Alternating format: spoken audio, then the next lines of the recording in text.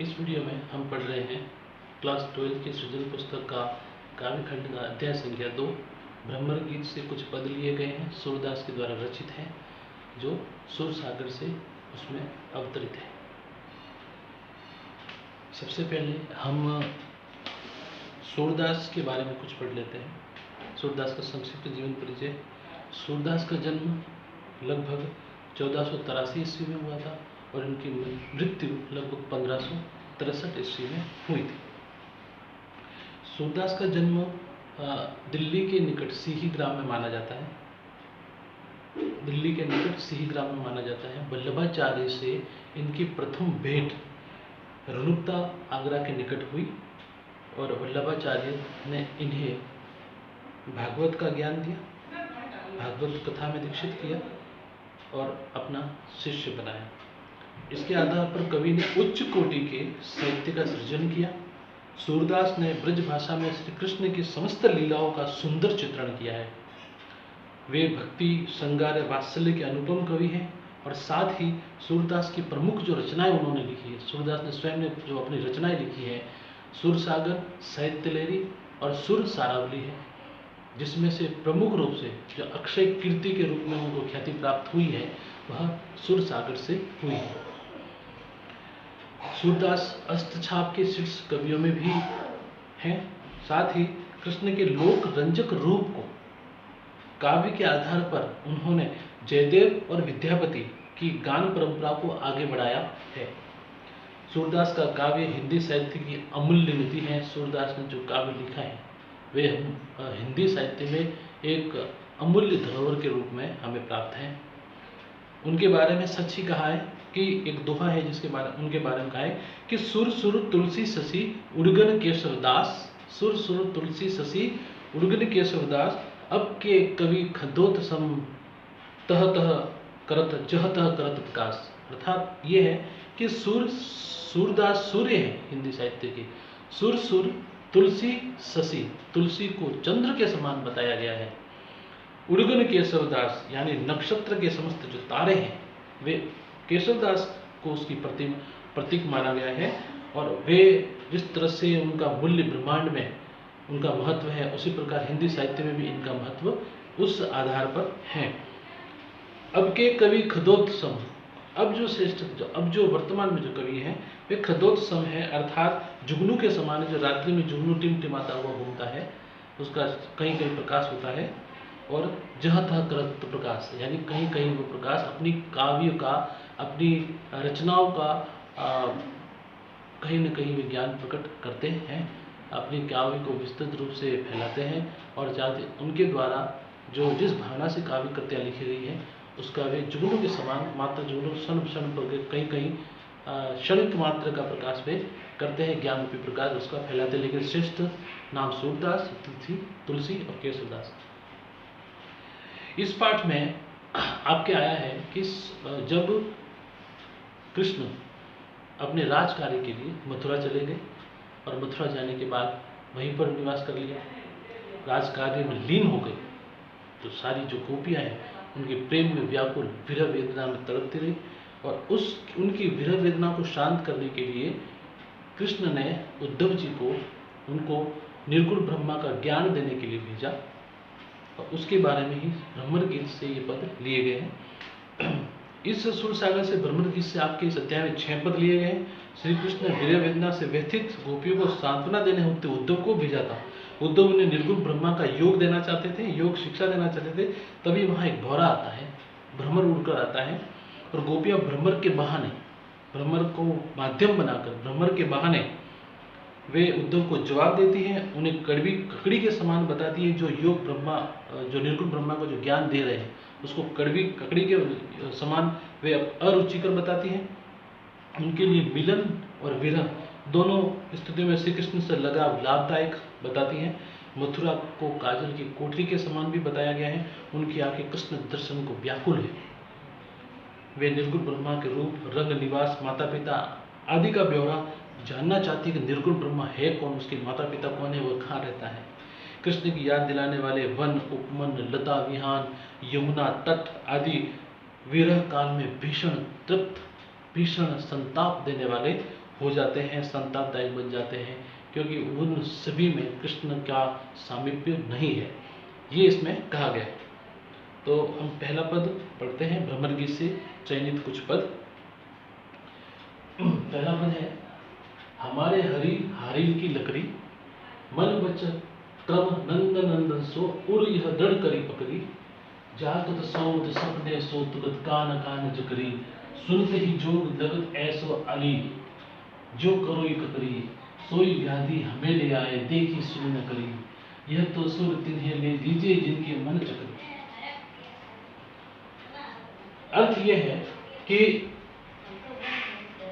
उद्धव को, जब उद्धव को भेजा गया कृष्ण के द्वारा, उद्धव गोपियों को निर्गुण ब्रह्मा के ज्ञान के बारे में बताने लगे, तो उन्होंने कहा, गोपियों ने कहा कि हे उद्धव जी, एक भ्रमर होता है, वो उस भ्रमर को माध्यम बनाकर वे कहने लगी कि हमारे हरि हारी की लकड़ी, हमारे जो हरि है, हरि अर्थात कृष्ण, हमारे जो कृष्ण है हारिल की लकड़ी के समान है, हारिल की लकड़ी के समान है। यानी हारिल, यहाँ पर हारिल एक पक्षी बताया गया है, एक हारिल एक पक्षी बताया गया है।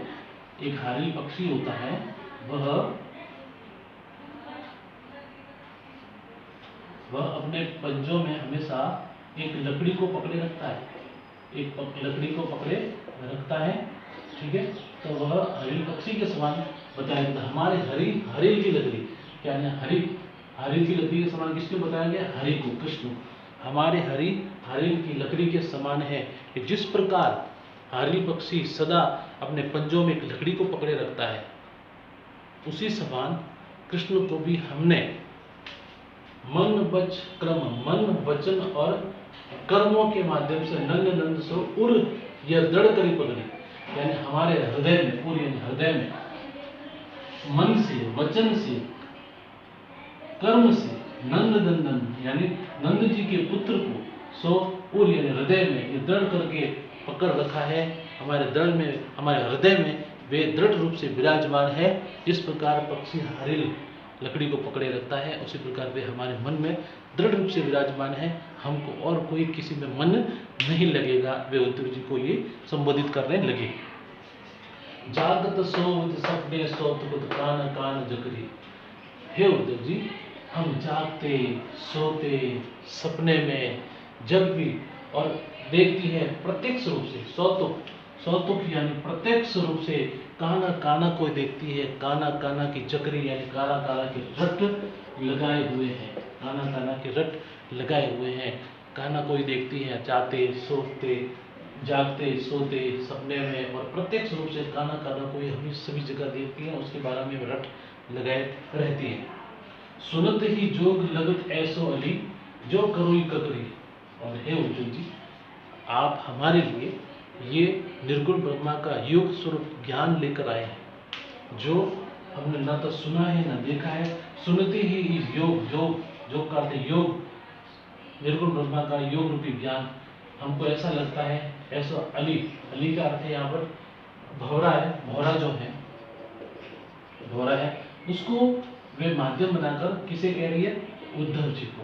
किसको, उद्धव जी को ये कह रही है कि जो आप जो योग शिक्षा हमारे लिए लेकर आए हैं, निर्गुण ब्रह्मा का जो ज्ञान लेकर आए हैं, वो हमें करोई ककड़ी यानी करोई यानी कड़वी, एक कड़वी ककड़ी के समान, कड़वी ककड़ी के समान लगती है। जैसे उसको छूते ही मन में कड़वापन आ जाता है, मुख में कड़वापन आ जाता है, तो इसी कारण से इसको सुनते ही मन में कड़वापन आ जाता है। हमको भी प्रत्यक्ष रूप से हमके कृष्ण में हमारा मन लगा हुआ है, अन्य जगह हमारा, अन्य ज्ञान में हमारा मन नहीं लगेगा। ये हमको कड़वी ककड़ी के समान लग रही है निर्गुण ब्रह्मा का ज्ञान। सोई व्याधि हमें ले आए देखी सुन न करी। हे उद्धव जी, व्याधि का अर्थ है बीमारी, व्याधि का अर्थ है बीमारी, रोग। हे उद्धव जी, आप इसलिए आप ये जो हमारे लिए ज्ञान लेकर आए हैं, ये हमारे लिए व्याधि के समान है। ये हमारे लिए बीमारी के समान है, हमारे लिए रोग के समान है, क्योंकि हमारा मन तो कृष्ण में लिप्त है, कृष्ण में व्याप्त है, कृष्ण हमारे मन में व्याप्त है। तो ये ज्ञान हमारे लिए व्याधि के समान है, हमें ले आए लेकिन सुनी न करी। आज से पहले इस ज्ञान को, इस निर्गुण ब्रह्मा के ज्ञान को ना तो हमने सुना है न देखा है। आप हमें ले गए, इसके बारे में हम कुछ नहीं जानते, हमारा मन तो कृष्ण में लगा हुआ है। यह तो सूर्य तिन्हें ले दीजिए जिनके मन चक्री। हे देवता, अंत में सूरदास कहने लगे गोपियों के माध्यम से कि हे उद्धव जी, ये ज्ञान तो हमारे किसी काम का नहीं, क्योंकि हमारा मन तो केवल एक में लगा, कृष्ण में व्याप्त है, अन्य में कहीं किसी जगह हमारा मन नहीं लगेगा। ये तो ज्ञान उन्हें जाकर दीजिए, ये तो ज्ञान उन्हें जाकर दीजिए जिनका मन एक स्थान पर स्थायी रूप से, स्थायित्व रूप से पूर्णतया नहीं है, जिसका मन चक्री के समान इधर से उधर घूमता रहता है, चक्री के समान व्याकुल रहता है, उनको ये ज्ञान जाकर दीजिए। जिनका मन चक्री के समान व्याकुल रहता है उन्हें ये ज्ञान दीजिए। तो इस निर्गुण ब्रह्मा का ज्ञान उनके लिए लाभदायक रहेगा, हमारे लिए कोई लाभदायक नहीं रहेगा। अर्थात वे कहती हैं कि हमारे लिए निर्गुण ब्रह्मा का ज्ञान पूर्णतया व्यर्थ है, आप हमें ये ज्ञान न दीजिए, ऐसा वे कहने लगी।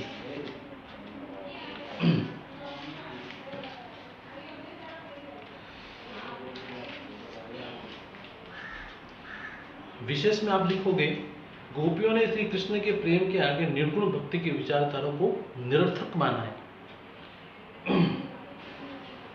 इसके अलावा हमारे हरिल की लकड़ी, सपने सौतुक हमारे हरिल की लकड़ी, हक वर्ण का उच्चारण है अनुप्रास अलंकार, सपने सौतुक में भी अनुप्रास अलंकार, तो अनुप्रास अलंकार का प्रयोग इसमें हुआ है।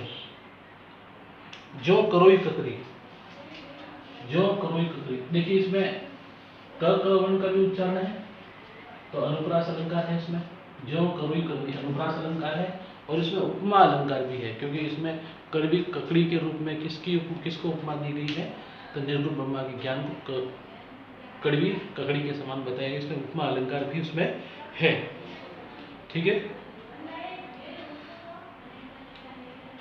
तो इस तरह से ये विशेष में आप इसको लिख दोगे।